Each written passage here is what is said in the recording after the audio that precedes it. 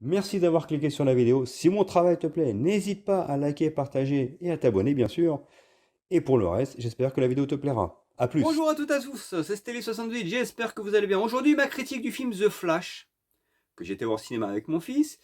Et je vous cache pas que j'étais agréablement surpris parce que à voir tout ce qui s'était dit sur le film, comme quoi c'était limite la pire bouse de l'histoire, comme quoi flop au box-office et tout, ce qui est réel, attention, hein, que le DC Universe allait disparaître, etc., etc. Je me dis que par moment, la trajectoire de DC Comics est la même que Xbox et PlayStation. C'est-à-dire que tu as d'un côté Marvel, PlayStation destiné au grand public. Hein.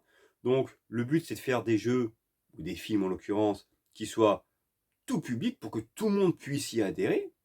Et d'un côté, tu as Xbox DC Comics qui propose quelque chose de différent, plus mature, plus scénarisé peut-être, avec un scénario plus intéressant, avec des personnages mieux écrits, moins, moins manichéen, c'est-à-dire avec un univers plus adulte tout simplement, et peut-être plus réfléchi. Et là on se rend compte que la presse pour moi influe énormément sur le choix des joueurs ou des cinéphiles. Parce que lorsque c'est un Marvel, donc destiné au tout public, où tu ranges ton cerveau et ça va ça va aller pour tout le monde. Là, le cinéma va t'orienter là. Enfin, l'influenceur ou le journaliste va t'influencer vers ce côté-là. Vas-y, c'est génial, c'est top, t'en prends plein la tête. Et toi, automatiquement, quand tu regardes une critique, tu vas aller là. Alors que, je vous dis, la trajectoire Xbox d'ici, c'est la même chose pour les films. Là, les journalistes vont plus dire, ouais, non, mais c'est pas de la même qualité que là parce que c'est différent, c'est pas du tout le même délire. Et je vais vous expliquer lors de ma critique du film, là où je veux en venir.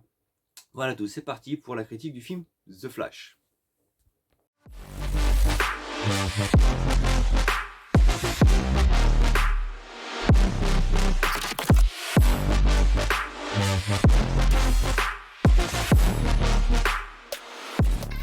Alors les amis, pour ceux qui se sont perdus, qui n'ont pas compris ce que je voulais dire en intro, pour moi la trajectoire PlayStation Marvel est la même chose que DC Xbox.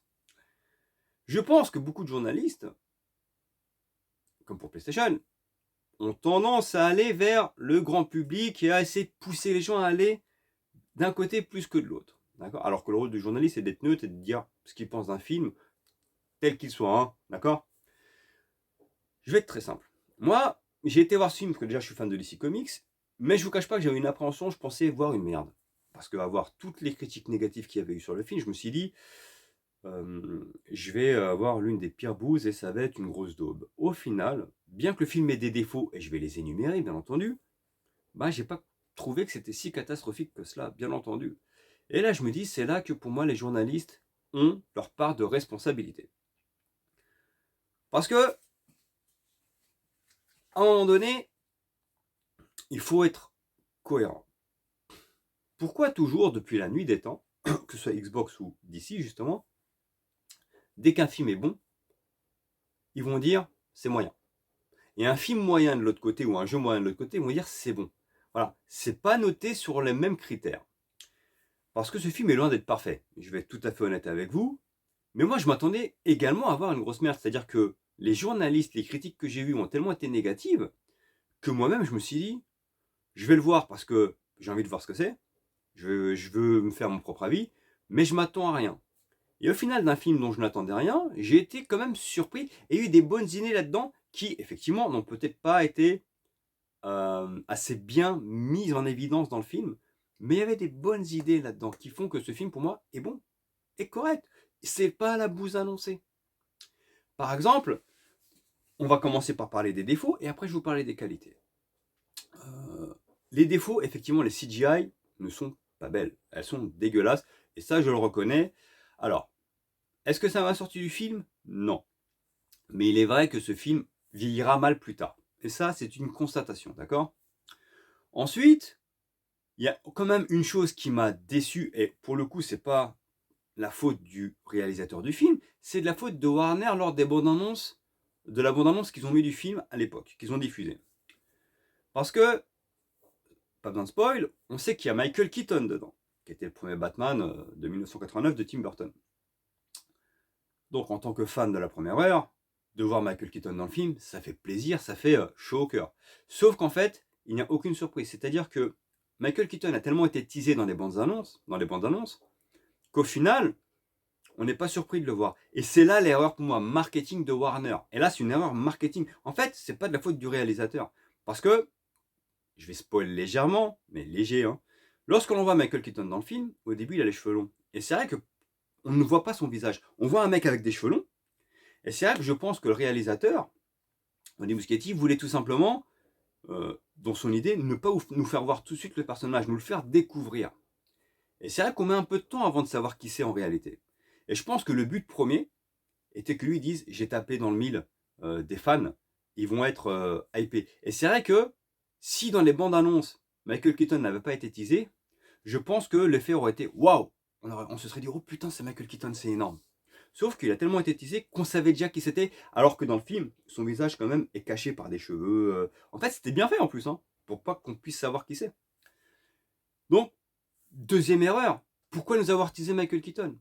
Parce que en le regardant dans le film, peut-être que l'impact du film aurait été différent chez les fans ou même les journalistes. Ils se seraient dit, ah waouh, super clin d'œil. Donc du coup, ça te remonte la hype du film. Donc c'est un point non négligeable, d'accord?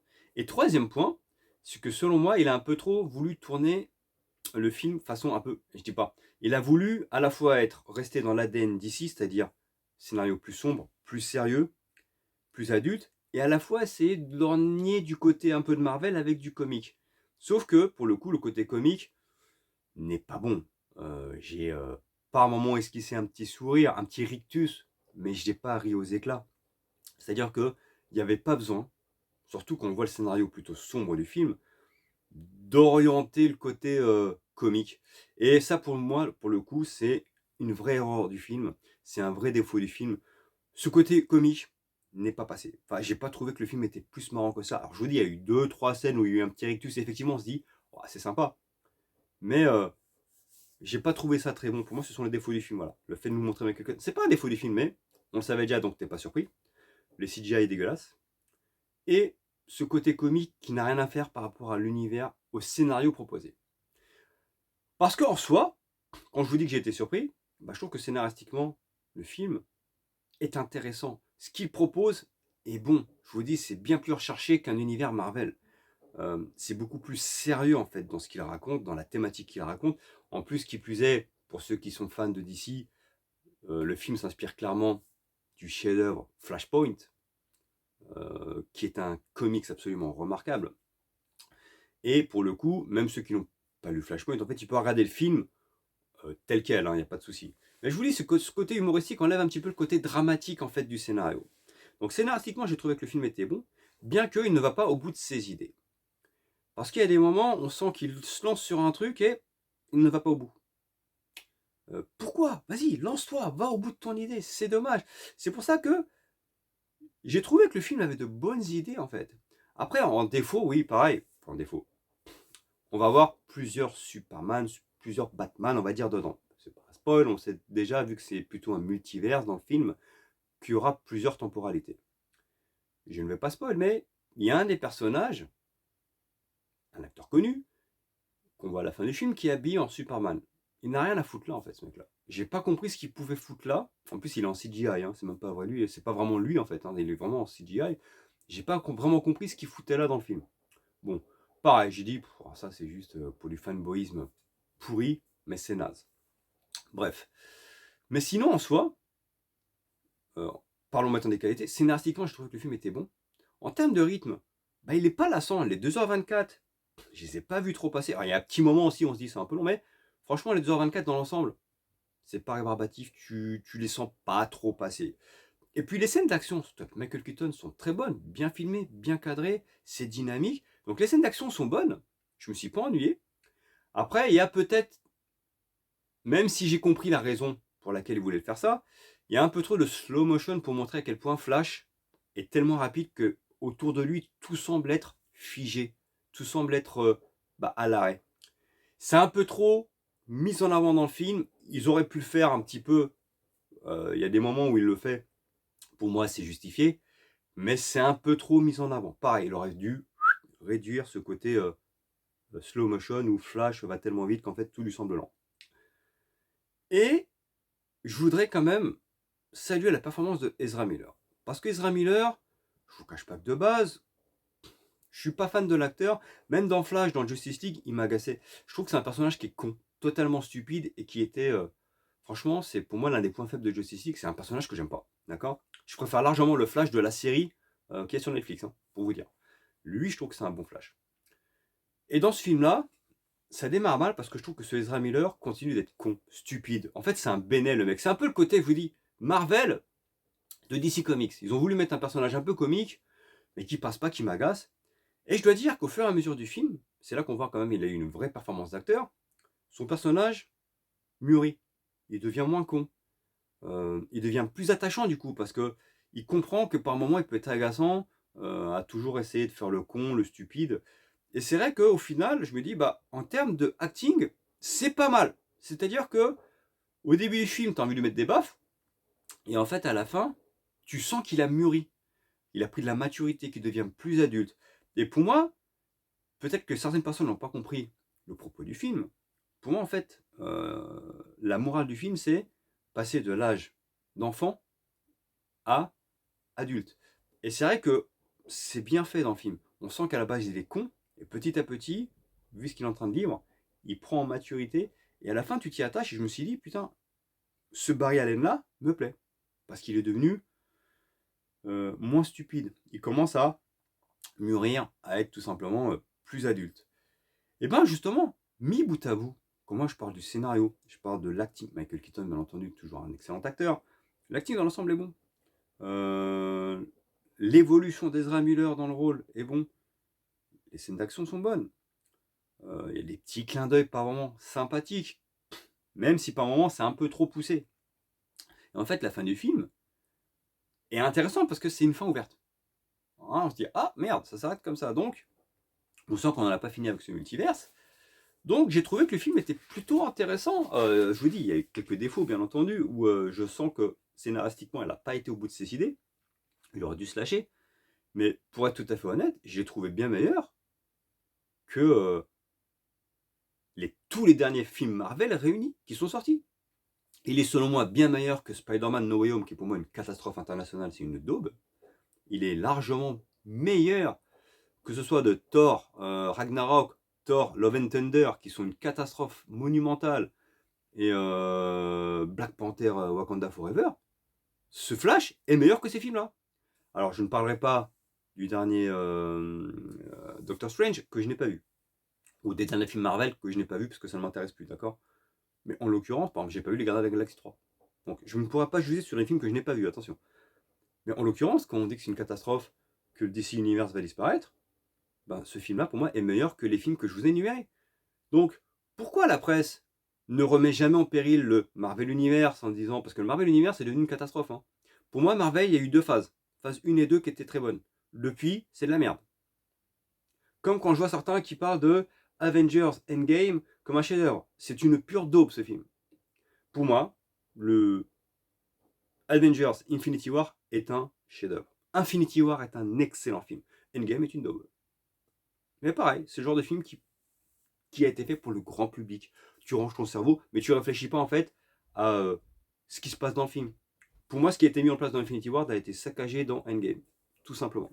Bref, donc ce Flash, c'est pas la daube annoncée. Je vous le dis, et la presse aussi, pour moi, a sa part de responsabilité. Remettre en question le DC Universe, très bien, t'as le droit, c'est ton idée. Mais pourquoi ne pas remettre en question également le Marvel Universe qui, pour moi, est devenu obsolète. Pour moi, c'est devenu du Gulli. Ce que fait Disney aujourd'hui, c'est du Gulli. C'est de la merde. Tout ce que fait Disney, c'est une catastrophe. Ils ont réussi à saccager Star Wars. En l'occurrence. D'accord? Donc, je veux bien qu'on critique DC. Pas de souci. On a le droit d'avoir ses préférences. Comme PlayStation ou Xbox, il n'y a pas de souci. Mais à un moment donné, si tu critiques l'un, il faut critiquer l'autre. Moi, personnellement, j'ai beaucoup aimé Marvel sur les deux premières phases. Mais là, dernièrement, c'est de la merde. Et ce Flash, sans être exceptionnel, je vous dis, il a des défauts, bah, c'est un film qui m'a plu quand même. Et je suis sorti de là-dedans en me disant, il a été pour moi injustement critiqué. Et justement, je pense que si aujourd'hui il fait un petit flop au box-office, c'est parce que les gens qui vont aller le voir quand ils regardent la critique des journalistes, et j'ai vu les critiques quand même assez fallacieuses, hein, soyons honnêtes, hein, bah, le mec il dit bah non, je veux pas le voir parce qu'il a 1 étoile, 2 étoiles. Alors qu'en fait, fais-toi ton propre avis. Et tu verras qu'il est bien meilleur que les films Marvel, les derniers films Marvel sortis. Ceux que j'ai vus, hein, je vous parle, je vous ai déjà énuméré. Donc pour moi, ce film, malgré ses défauts, bah, je lui mets quand même un 14 sur 20, ce qui est une note correcte, ce qui est une bonne note. 14 sur 20, c'est pas calamiteux. Mais moi, je m'attendais, franchement, limite à lui mettre une note avant d'aller le voir en dessous de la moyenne. Et en fait, non. C'est un bon film d'ici Marvel, un bon film d'ici. Je suis curieux de voir ce que va donner Aquaman du coup, parce qu'on sait, on va pas spoiler, hein, le prochain film d'ici qui va sortir, c'est Aquaman. On verra. Mais ce Barry Allen là, sur la fin, m'a plu. Donc j'espère revoir ce Barry et non pas le comique, pseudo-comique pas rigolo qu'il y avait dans Justice League ou au début du film. Mais son évolution de personnage m'a plu. Voilà tous les amis, j'espère que ça vous a plu. En tout cas, Flash, faites-vous votre propre avis. C'est loin d'être la cata annoncée, je peux vous le dire. J'ai été le voir sans rien en attendre, et donc 14 sur 20. Bah, au final, j'étais content de le voir, j'ai pas trouvé si mal que ça. Voilà tout. Likez, partagez, abonnez-vous. Ciao.